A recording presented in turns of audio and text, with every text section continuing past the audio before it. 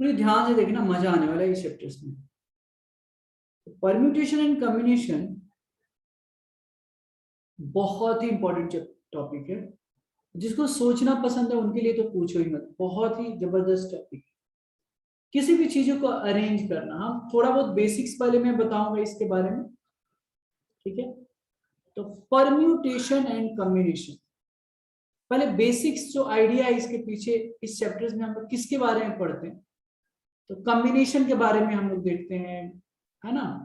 कितने तरीका हो सकते हैं, नंबर ऑफ वेज के बारे में पढ़ते हैं, है ना। इस सबकी चीज के बारे में हम लोग इसको डिस्कस करते हैं।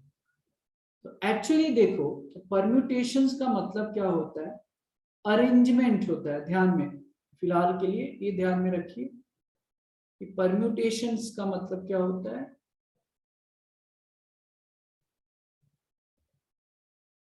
अरेंजमेंट्स होता है। कॉम्बिनेशन का मतलब क्या होता है, सिलेक्शन।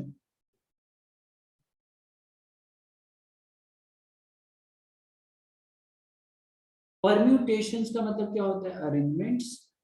कॉम्बिनेशंस का मतलब क्या होता है, सिलेक्शन। मतलब क्या होता है, कलेक्शन, है ना। सेलेक्ट कब करोगे, जब किसी भी चीज का कलेक्शन ना होगा, ठीक है। अब इसी पे चैप्टर बेस्ड है। अब परम्यूटेशन का मतलब क्या, अरेंजमेंट जैसे ही आता है। ये चैप्टर जो भी कोई भी स्टूडेंट जितना अच्छा से सुनेगा ना, उतना ही अच्छा चैप्टर से होगा। तो my dear friends, permutation and combination is a subject of language. Language का खेल है, क्वेश्चन में क्या बोला गया आपको वो समझना। अरेंजमेंट्स मतलब क्या हो गया, फिर ऑर्डर, ठीक है। यानी एक तरीके से में एल्गोरिदम होता है, आप लोग प्रोग्रामिंग में पढ़ते हो।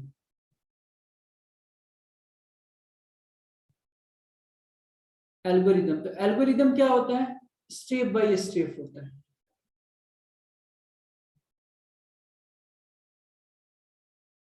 एल्गोरिदम क्या होता है, स्टेप बाय स्टेप होता है। अगर ध्यान से देखो तो अरेंजमेंट जो है, अरेंजमेंट के लिए पहले क्या करना पड़ेगा, पहले सेलेक्ट करना पड़ेगा ना, फिर अरेंज करना पड़ेगा। जैसे मान लो मैंने किसी भी स्टूडेंट्स को बोला, है ना, कि अच्छा आप अपने रूम में अरेंज कीजिए जो भी मैथमेटिक्स का बुक है, 11th का राइटर मैथ्स वाली बुक, आप अरेंज कीजिए। आप डायरेक्ट अरेंज करना थोड़ी चले चले जाओगे, अरेंज थोड़ी करोगे। अरेंज करने के पहले आप पहले सेलेक्ट करेंगे ना, है कि नहीं। अरेंज करने के पहले सेलेक्ट करेंगे, तो पहले सिलेक्शन आता है, फिर अरेंजमेंट आता है। जैसे अरेंजमेंट बोला जाए, क्या है, एक टू वे प्रोसेस है। क्यों टू वे प्रोसेस है, तो पहले सेलेक्ट फिर अरेंज। ऐसा नहीं करते हैं कि पहले हम डायरेक्ट अरेंज ही करना चालू कर देते हैं। तो सिलेक्शन, एक एक चीज यहाँ पे समझना है, तो एक एक चीज को यहाँ पे समझना है। तो अरेंजमेंट जो है टू वे प्रोसेस है। इसमें किस तरीके के क्वेश्चन पूछे जाएंगे थोड़ी देर बाद समझ में आएगा, ठीक है। Arrangement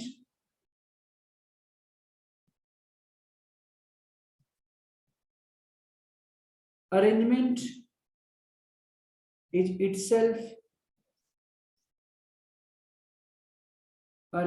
is itself a two-way process.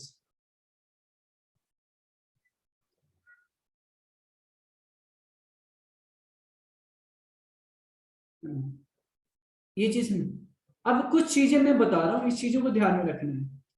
Hindi में जैसे फिर बोलते हैं ना, अच्छा ये फिर ये, जब फिर बोलते हैं हिंदी में, जो फिर होता है एफ, मतलब अगेन वाली, इसको यहाँ पे जैसे ही हम वो बातचीत करेंगे ना, उसका मतलब क्या समझना है कि जो प्रोसेस है, अंडर प्रोसेस, मतलब वो जो काम है वो खत्म नहीं हुआ है।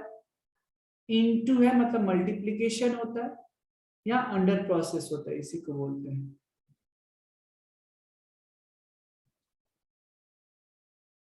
ठीक है। और का जो यूज करेंगे हम यहाँ पे, और मतलब क्या, ये या है ना, और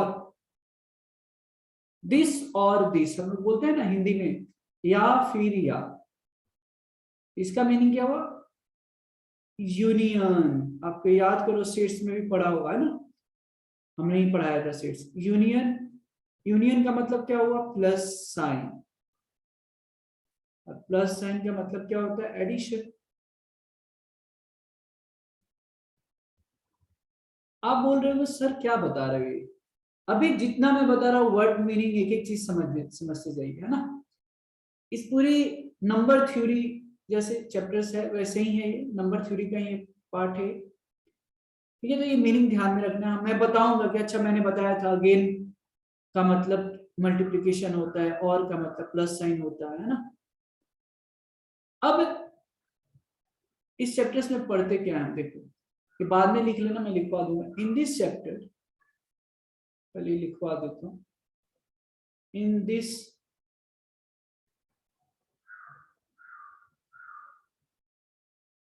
chapter we will study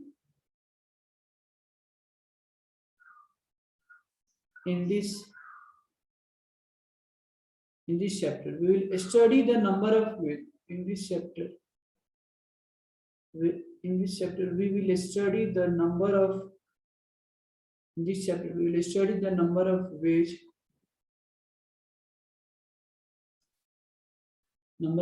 and arrangements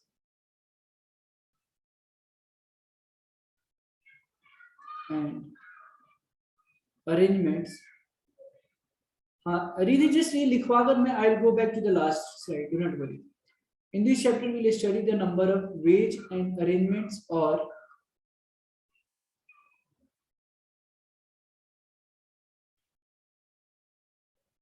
selection of something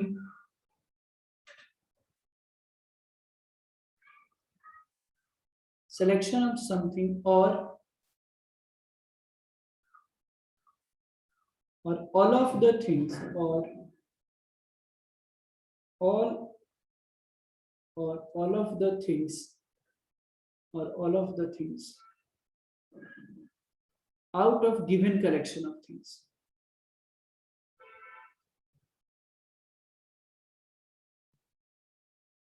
Out of given. तो परम्यूटेशन कॉम्बिनेशन में हम पढ़ते क्या है? तो नंबर ऑफ वेज मतलब तरीका कितना होगा, अरेंजमेंट कितना होगा, सिलेक्शन कितना होगा.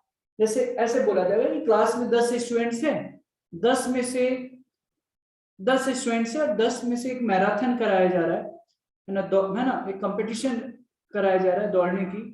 कितने तरीके से फर्स्ट सेकंड थर्ड आ सकते हैं? तो ऐसे क्वेश्चंस पूछे जाएंगे. ठीक है, एक दो चीज और मैं बता दूं इसमें. परम्यूटेशन का मतलब मैंने बता दिया कि ऑर्डर होता है, बट फिर भी एक बार प्रॉपर तरीके से लिखवा देता हूं. लिख लो the word permutation.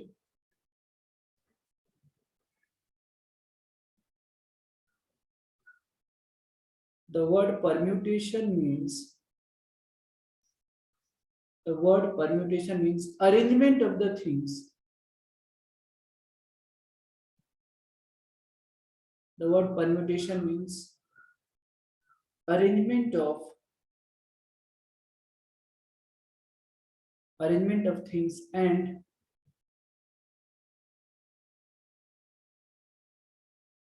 the order in which the things and the order in which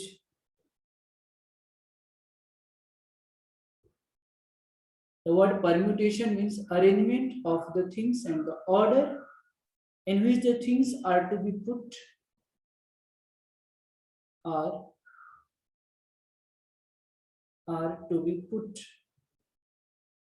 is very important.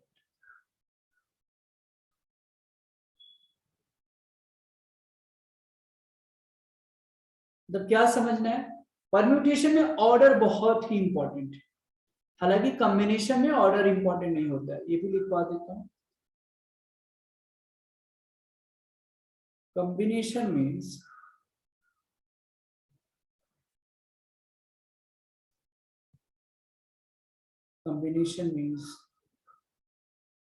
simply collection of things. Combination means simply collection of things combination means simply collection of things, and order here order is not important, and here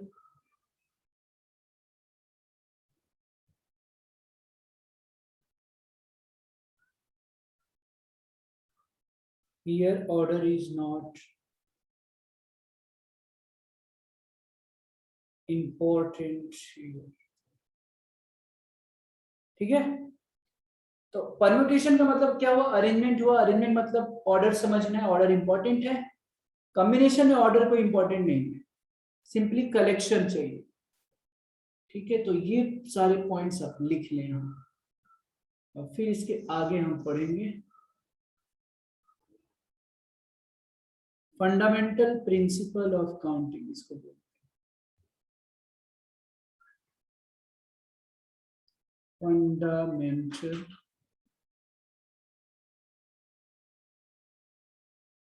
fundamental principle of counting, है ना, fundamental principle of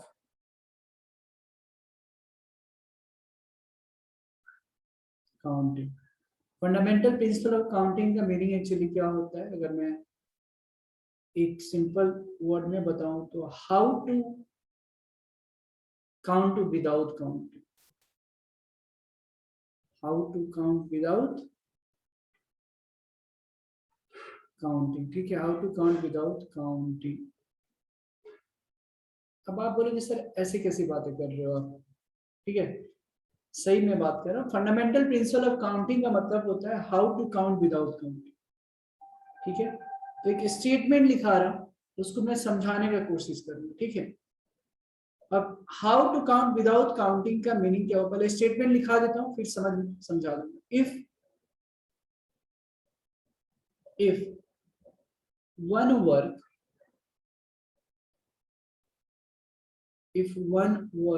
can be done,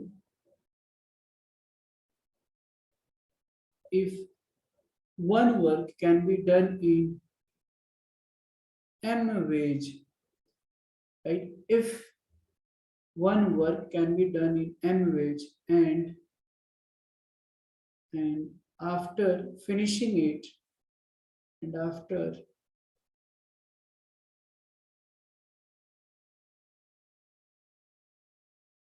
if one work can be done in m ways, and after finishing it,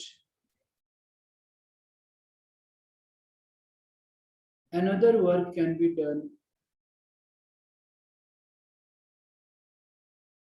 another work can be done in n ways, another work can be done in,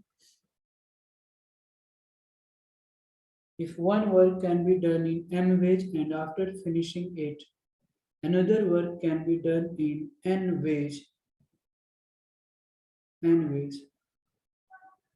then both the work, then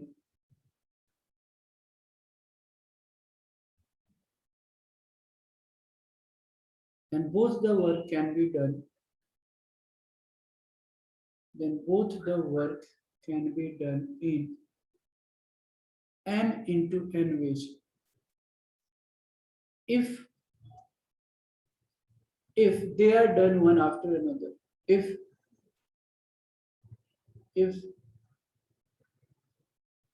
they are done, मतलब they are done मतलब काम को एक के बाद एक किया जाता है, एक कंप्लीट हुआ दूसरा चालू होता है। if they are done one after another,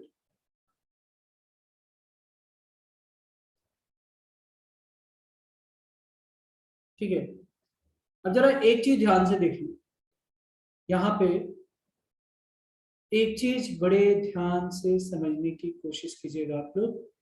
statement है if one work can be done in m ways, and after finishing it another work can be done in n ways, then both the work can be done in m into n ways, if they are done one after another। English तो बड़ी simple सी लग रही होगी, statement भी लग रहा होगा, लेकिन आपको वो चमक नहीं रहा होगा कि सर ये ऐसे कैसे। चलिए एक एग्जांपल के थ्रू समझते हैं, बड़े ध्यान से समझना।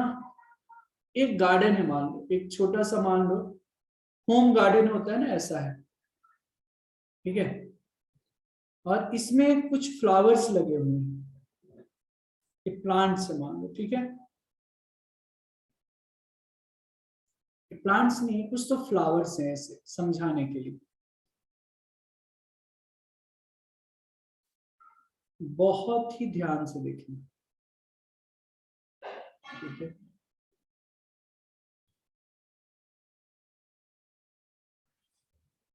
ओके,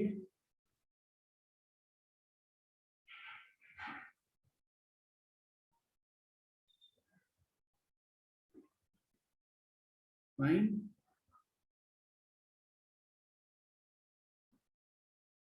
अब इसको समझने के लिए, मान लो एक घर में कोई छोटा बच्चा है जिसको टेबल नहीं आता है, ठीक है, उसको काउंटिंग करने आता है बट टेबल नहीं है।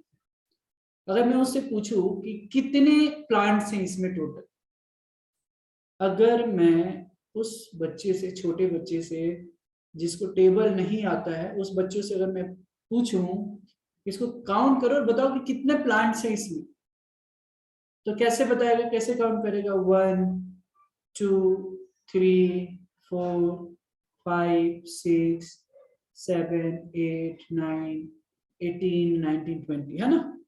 इस इतना बताएगा कि ठीक है भैया वो 20 plants.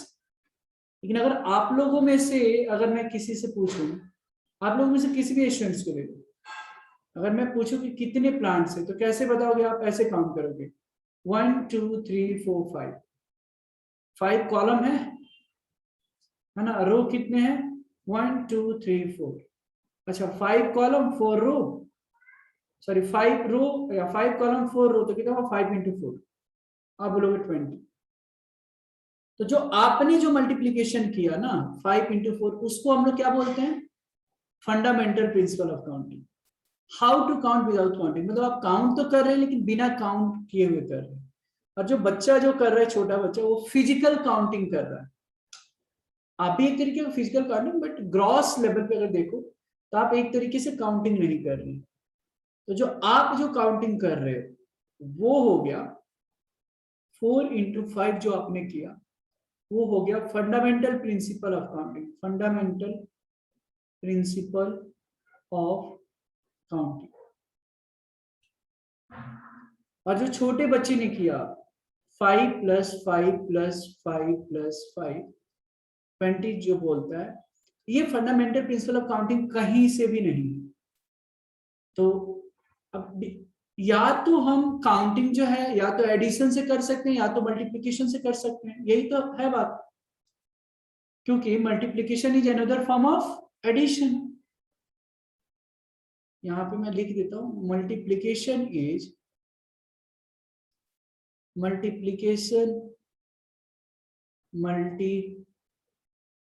multiplication is another form of addition.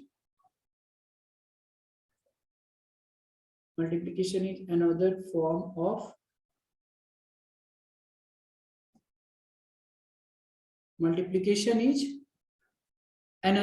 of addition. समझ में आ रहा है? Multiplication is another form of addition. इतना समझ में आएगा सारे स्टूडेंट्स को? तो जो मल्टीप्लाई हम लोग कर रहे हैं वो फंडामेंटल प्रिंसिपल ऑफ काउंटिंग है। एक तरीके से हम एडिशन ही कर रहे हैं बट थ्रू द मल्टीप्लिकेशन। यहां तक क्लियर है क्या? Is this clear to everyone up to here? बताओ बताओ। तनिषा क्लियर है? स्वरूप, सानिका, रिधि, मिहिर, आयरिश, अस्मित, क्लियर है क्या यहां तक? बताइए। अब हम क्वेश्चन करेंगे ना, तब वहां पे और ज्यादा समझ में आएगा। इसके बाद हम क्वेश्चन ही करेंगे, अभी जस्ट एक शुरुआत है। क्या मैं एज्यूम करूं कि यहां तक समझ में आया है? बताइए। Hello hello hello guys, can I assume that all of you are able to understand up to here? Yes sir. Very good. चलिए इसको लिख लें आप। So the question is, find the number of routes, ways or roads in which a person can travel from Pune to Kolhapur via Satara if there are 4 roads from Pune to Satara and 3 roads from Satara to Kolhapur. It's very simple. मैंने बोला permutation combination में सोचने में ज्यादा समय लगता है, solution तो 1 से 2 लाइन की होती है. ये मान लो पुणे है, ये है सातारा और ये है कोल्हापुर. ठीक है, पुणे से सतारा के बीच में 4 रास्ता है. महसूस कीजिएगा इसको. ये कितने हैं? There are 4 roads, 4 ways. और from Satara to Kolhapur there are 3 roads, right?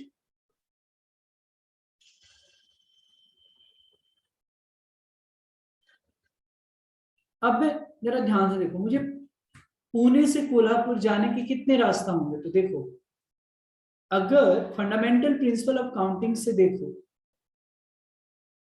तो required number of ways will be 4 into 3. 4 into 3 12 ways answer हो जाएगा. लेकिन मुझे पूरा विश्वास है कि 90% स्टूडेंट्स को समझ में नहीं आया होगा कि 12 रूट कैसे. तो देखो, ये फंडामेंटल प्रिंसिपल है, how to count without counting. तो देखो, यहाँ पे समझने की कोशिश कीजिएगा कि यहाँ पे जस्ट वेट सेकेंड.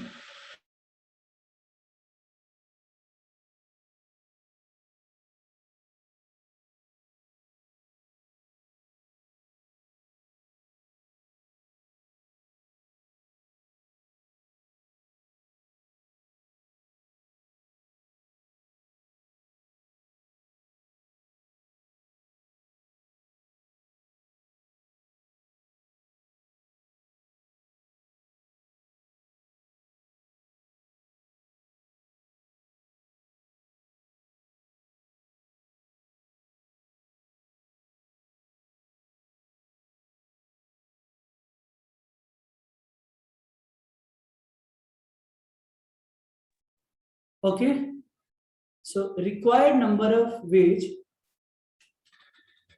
जो है, required number of ways 12 ways है. लेकिन इसमें जरा ध्यान से देखिए, बहुत सारे स्टूडेंट्स को समझ में नहीं आया होगा कि 12 वेज होगा कैसे. तो एक काम करते हैं, देखो कितना आसान मैं बना देता हूँ इसको. समझ, अब भी समझ लो, बाद में कुछ कुछ ऐसे क्वेश्चंस आएंगे ना, वहां पे फंडामेंटल प्रिंसिपल ऑफ काउंटिंग से करोगे. फिर अभी कुछ कुछ क्वेश्चन में मैं उंगली पे आपको काउंट करवा सकता हूँ कि 12 रास्ता कैसे हो रहा है. तो अभी आप फील कर सकते हैं. बाद में 1-2 लेक्चर्स के बाद में ना बहुत डिफिकल्ट होगा, हम काउंट करते रहेंगे, काउंट होगा नहीं, है ना, इतने डेटा हो जाते हैं. तो मैं आपको महसूस करा रहा हूँ कि कैसे 12 रास्ता होंगे. तो देखो यहाँ पे लेट से कि ये R1 रूट हो गया, रोड का मैंने नाम दे दिया R1, R2, R3, R4, और इसको नाम मान लो दिया P1, P2, P3. ठीक है, अब जो है टोटल नंबर ऑफ रूट्स हमको निकालना. तो आप जरा बताइए, देखो मैं कैसे बात कर रहा हूँ. एक R1 P1 एक रूट हो गया, मान लो पुणे से सतारा ये वाली रूट से गया, और फिर इसी से फिर सतारा टू कोल्हापुर P1 ले लिया, R1 P1. R1 P2 एक रास्ता होगा, R1 P3 होगा. तो ये 3 रास्ता हो गया. वैसे ही R2 P1, R2 P2, R2 P3, ये 3 हो गया. वैसे ही R3, ये सारे डिफरेंट रास्ता है ना, रूट बदल गया. ये R3 P2, R3 P3 और 3, R4 P1, R4 P2, R4 P3, R4. हो गया ना, 3 3 3. और कुछ है? अच्छा, R1 R2 R3 R4 आ गया. ठीक है, हो गया ना, 12 रास्ता तो हो गए. देखो 3 3 6 3 9 3 12. टोटल 12 वेज हो गया। This is how we are getting. So इसीलिए फंडामेंटल प्रिंसिपल ऑफ काउंटिंग है कि टाइम बचता है, ठीक है। तो हम एक एडिशन ही है, but multiply, because as I told कि multiplication is another form of addition. तो ये फंडामेंटल प्रिंसिपल ऑफ काउंटिंग होता है। और दूसरा चीज क्या है, इसको दूसरा तरीका समझने का आप कैसे समझ सकते हो? तो देखो, मैंने क्या बोला कि जब तक प्रोसेस मल्टीप्लिकेशन, मतलब क्या मैंने बताया, मल्टीप्लिकेशन का मीनिंग क्या बताया, देखो यहाँ पे इनटू मतलब मल्टीप्लिकेशन, अगेन, अगेन का भी मतलब क्या होता है, मल्टीप्लिकेशन होता है। जब तक प्रोसेस में है, अंडर प्रोसेस है, वहां पे मल्टीप्लिकेशन साइन होगा। तो हमने यहाँ पे पहले क्या करेंगे, हम पूना टू सतारा पहुंचेंगे, उसमें 4 रास्ता, फिर वर्ड आ रहा है ना अगेन, यानी मल्टीप्लिकेशन साइन होगा, इनटू सतारा टू कोल्हापुर, तो into 3। I hope this is clear to everyone. Is this clear to everyone? बताइए, इसको लिख लें, और किसी भी स्टूडेंट को कोई डाउट है तो बताइए, फिर हम नेक्स्ट क्वेश्चन की तरफ जाएंगे। The question is, in how many ways one can travel from Pune to Kolhapur and back to Pune? In the first question, it was like you had to travel from only Pune to Kolhapur. Now, this time, in the second part, you have to like, first of all, you have to go from Pune to Kolhapur, and again, you have to come back to Pune. So, road वही है, पुणे, सतारा, कोल्हापुर। पुणे से सतारा के बीच में 4 roads है,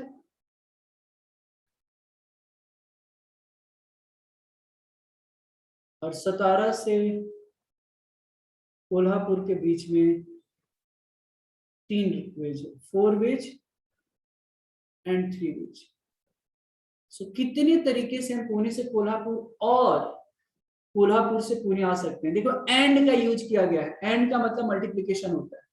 तो process यहाँ पे कब कंप्लीट होगा, कोल्हापुर जाकर नहीं, पुणे टू सतारा, फिर सतारा टू कोल्हापुर, फिर देखो फिर वर्ड आ रहा है, ध्यान देना, फिर कोल्हापुर टू सतारा, और फिर का मीनिंग मैंने बता चुका है ऑलरेडी, फिर सतारा टू पुणे। तो इतना पुणे जब तक आता नहीं है तब तक प्रोसेस कंप्लीट नहीं होगा। अब बताइए इसका आंसर क्या होना चाहिए आपके अकॉर्डिंग, सोचिए और बताइए। सी, ये क्वेश्चन में मैंने बार बार मैं बोल रहा हूँ कि permutation combination is a game of language. मैंने ऑलरेडी मीनिंग को बताया, ये समझाने का तरीका है और समझने का तरीका है। मैंने बोला कि तो रिक्वायर्ड नंबर ऑफ वेज, अगर देखो मैंने बोला ना कि इसमें सोचने में समय लगता है, बस लिखने में आंसर्स अगर समझ लिया तो सॉल्यूशन इज वेरी इजी। तो पहले क्या, पुणे से सतारा जाएंगे तो 4 वेज, फिर मतलब इनटू सतारा से कोल्हापुर 3, फिर कोल्हापुर से सतारा 3, फिर सतारा टू पुणे 4, तो 144 वेज आ जाए, और ये आंसर हो गया। ठीक है, इसको जल्दी लिखे, एक क्वेश्चन और करेंगे। किसी भी स्टूडेंट से कुछ डाउट हो तो आप बता सकते हैं, ठीक है, लिख लीजिए इसको। अब इसी में और एक पार्ट में दे देता हूं, सोचना है, इन हाउ मेनी वेज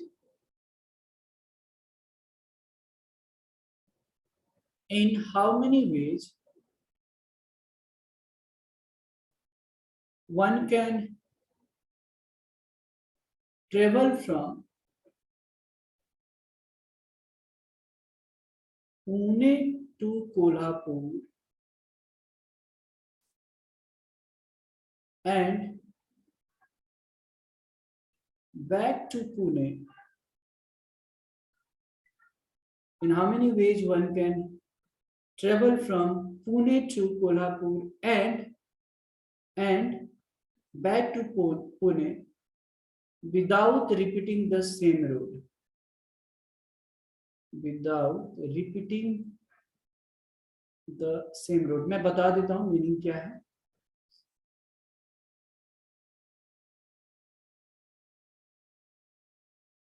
तो देखिए मीनिंग क्या है कि क्वेश्चन यही है, डेटा वही है, पुणे से सतारा, सतारा से कोल्हापुर गए, आते समय जिस रोड से गया है उस रोड को रिपीट नहीं करना है। तो फिर इसका आंसर कितना होता है? if you don't have to repeat the same road the way you have gone through from Pune to Kolhapur, during returning you don't have to repeat, you don't have to take the same road. So what will be the total number of ways? Please try. तो देखो ये पुणे है, ये सतारा है, ये कोल्हापुर है, ठीक है। पुणे से सतारा के बीच में कितना रास्ता है? 4, ठीक है। सतारा से कोल्हापुर के बीच में कितने रास्ते हैं? 3। It's very simple. पहले हम क्या करेंगे, देखो अभी नेक्स्ट क्लास में इसके ऊपर और भी बहुत सारा प्रॉब्लम कराऊंगा। अब पहले पुणे टू कोल्हापुर पहुंच जाएंगे हम, तो कितना होगा? 4 × 3। अब फिर हमको पुणे आना है, लेकिन without repeating the same road. तो अब आप बताइए, कोल्हापुर से सतारा में आते समय तो एक रोड कम हो जाएगा ना। सतारा से कोल्हापुर आया होगा तो एक कोई 3 में से कोई एक रूट यूज किया होगा। वो मुझे नहीं मालूम कि कौन से रूट से आया, बट एक रूट तो यूज किया रहेगा। तो आते समय एक रूट कम हो जाएगा, 2 हो जाएगा। फिर सतारा टू पुणे में भी एक रूट कम हो जाएगा, 3 हो जाएगा, बस। तो 4 × 3 = 12, 12 × 6 = 72, 72 वेज हो जाएगा, ये आंसर हो जाएगा। समझ में आया क्या? ये बताओ पहले, ये बताइए समझ में आया क्या? तनिषा, रिधि, आयरिश, समझा क्या आप लोग को? Yes sir. Yes sir. Very good, very good. इसको लिख लो आप, ठीक है।